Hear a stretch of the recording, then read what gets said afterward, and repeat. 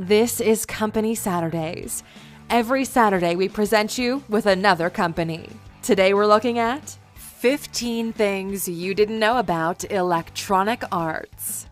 Welcome to alux.com, the place where future billionaires come to get inspired. Hello Aluxers, thanks for joining us in what will be a fact-filled video about 15 things you didn't know about Electronic Arts. It's full of controversy and innovation. Electronic Arts can lay claim to Silicon Valley as one of its founding fathers and, to this day, one of its greatest giants. The company has been at the cutting edge of the gaming industry for over 3 decades now and continues to pull in huge fan bases year after year. Its unique licensing deals with franchises like the English Premier League and the NFL has made EA Sports a developer of realistic sports games that barely have any competition on the global scale. Furthermore, its aggressive market strategy of acquiring potential competitors whilst still in their beginning periods has allowed it to diversify and control huge swaths of consumer territory. The landscape of today's gaming community has been, is currently, and will be hugely influenced by Electronic Arts in every respect. If you're new here, welcome. Be sure to subscribe and follow us on Instagram at Alux. So, without further ado, let's learn some more about this digital superpower with the 15 things you didn't know about Electronic Arts. Number 1. Electronic Arts was founded by an ex-employee of Apple. Trip Hawkins, the founder of EA, started working for Apple back in 1978 when it had only 50 employees. In 1982, Trip Hawkins decided to leave his post as Director of Product Management and start his own company that would focus on producing interactive third-party software for all the new consoles that were beginning to appear on the consumer market. He started with an initial investment of $200,000 out of his own pocket and used some spare office space at Sequoia Capital's headquarters in California. Number 2. Hawkins had originally wanted to call the company Amazon Software. Tripp's name for the company on the original business plan was Amazon Software. After submitting the business plan to his new team of senior executives, they debated for a long time on what the name should be. No one really liked the name Amazon Software, and ideas started to be bounced around. Everyone was in agreement that the software development was a new type of art form. One idea was soft art, but it was too similar to a competitor called Software Arts. In the end, the decision came down to Electronic Arts or Electronic Artists. The decision was swayed towards Electronic Arts when one of the directors pointed out they were in fact not the artists. It was actually the developers themselves that made the art. They just published it. Number 3.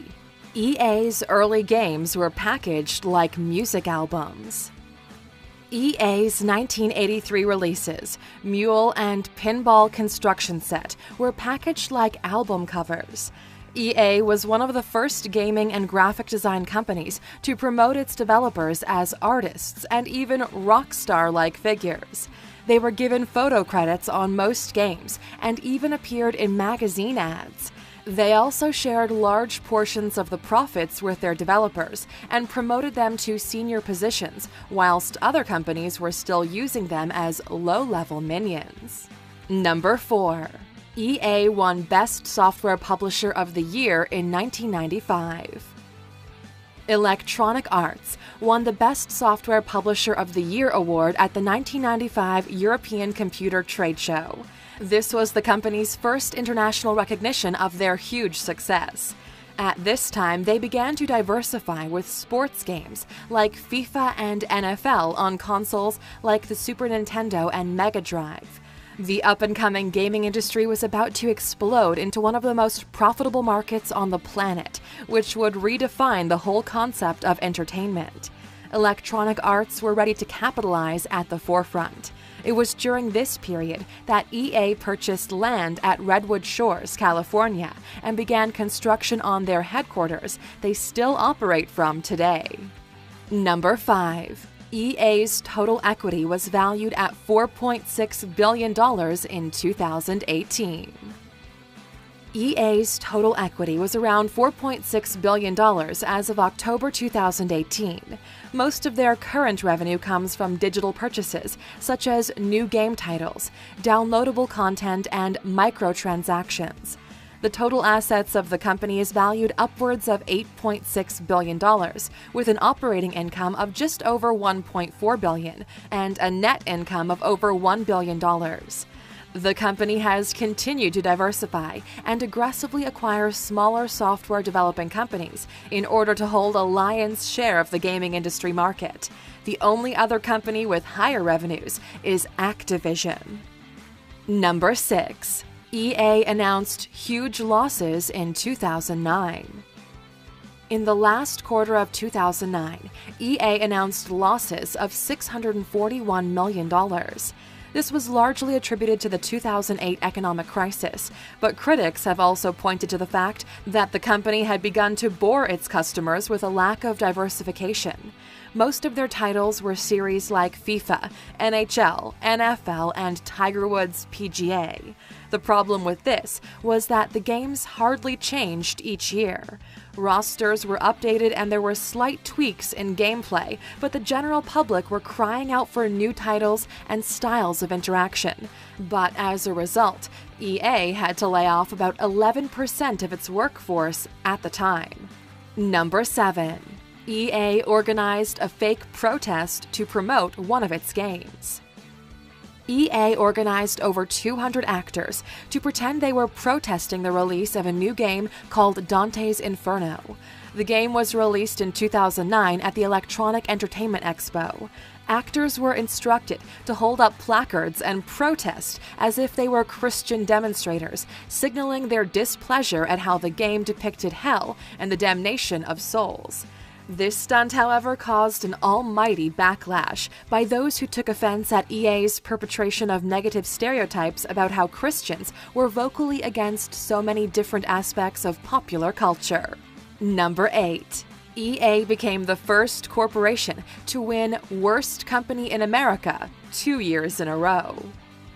In 2012 and 2013, EA won the Consumerist Award for the Worst Company in America. The competition is held every year, and thousands of people will vote for various companies based on factors such as their ethical principles and treatment of customers. Even The Consumerist was astounded at how a gaming company could beat tobacco, alcohol, firearms, and oil companies 2 years in a row. In the 2012 final vote, EA were up against the Bank of America, which had been responsible for thousands of faulty foreclosures on loans that same year. Somehow they managed to win with over 64% of the vote. Number 9. The wife of an Electronic Arts employee started the EA Spouse blog. Aaron Hoffman is married to an influential developer working for EA and became dismayed at how many hours he was having to put in, so she started the EA Spouse blog. The blog began in 2004 and highlighted the fact that several EA employees were working well over 100-hour weeks without being paid overtime. Compulsory office hours were described as being as much as 9 a.m. to 10 p.m. 7 days a week, with the occasional afternoon off on Saturdays for good behavior. The blog led to class action lawsuits where EA was ordered to pay nearly $15 million to its employees in unpaid overtime. All of a sudden the title of America's Worst Business starts to make more sense. Number 10. EA has 18 highly popular series titles.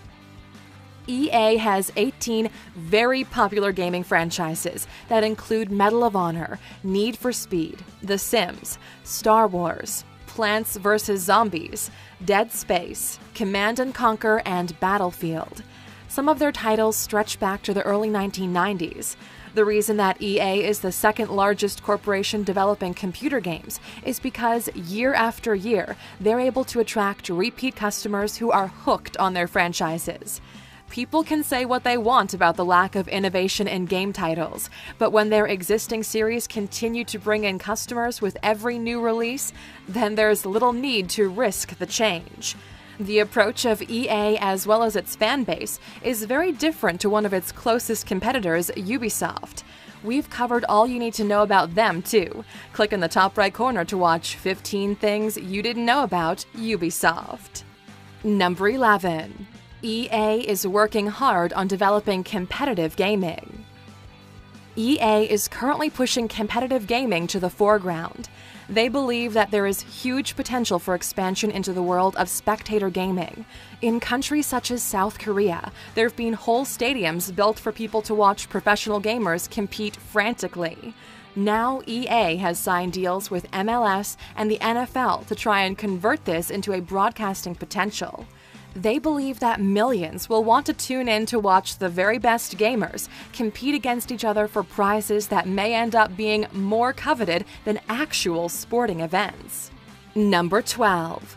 EA donated $1 million to Jacksonville victims in August 2018. EA donated $1 million to help support the victims and families that were affected by the Jacksonville shootings, which took place Sunday, August 26, 2018. Violence erupted at an event for competitive gamers who were trying to qualify for the 2019 Madden Classic. The two individuals that were killed were professional gamers. One had won the Madden Classic in 2017, whilst the other was an ex-high school player that had amassed over $50,000 in winnings from gaming. EA sent its heartfelt condolences to all those affected and pledged $1 million. Number 13. One of EA's comments became the most hated thing on Reddit. In 2017, EA responded to a complaint by a gamer, which was given a thumbs down by over 670,000 users. The gamer had complained about how expensive it was to unlock all the characters on Star Wars Battlefront 2 due to the system of loot boxes. EA responded by saying they wanted to influence a sense of pride and accomplishment in players. Until the point of this video production's comment, nothing on Reddit had been disliked as much, and perhaps never will be again.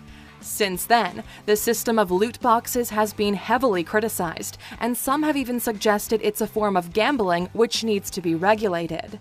Belgium actually adjusted loot boxes to be an illegal form of gambling back in March 2018 and ordered EA to remove them from games. However, EA did nothing and are now the subject of a criminal investigation by the country's government. Number 14. EA was criticized for having a bisexual character in one of its games. One of the main characters in Dragon Age 2 was a bisexual, and some scenes depicted homosexual romance, which was met with some backlash from certain gamers. Some of the senior developers for the game were sent hate mail after the release, and many straight male gamers were disgusted. However, one of the lead writers, David Gator, no pun intended, responded by saying that someone who's pleased by restricting the freedoms of others is the last person who deserves any freedoms themselves. EA was also given a perfect score in 2014 by a human rights campaign as a workplace for people that associate themselves as LGBTQ. Number 15. EA represents 30 years of intense change for the entertainment industry. Since its founding back in 1986, EA has been at the forefront of a world that has been rapidly changing in the ways that people entertain themselves and interact with the world around them. It's interesting to consider that at the point of its inception, the company was influenced by the idea of a new age for art. Many of its initial publishings focused on the way that digital technology could help people to create incredible things with graphic design. Today, their company is steeped in controversy because they seem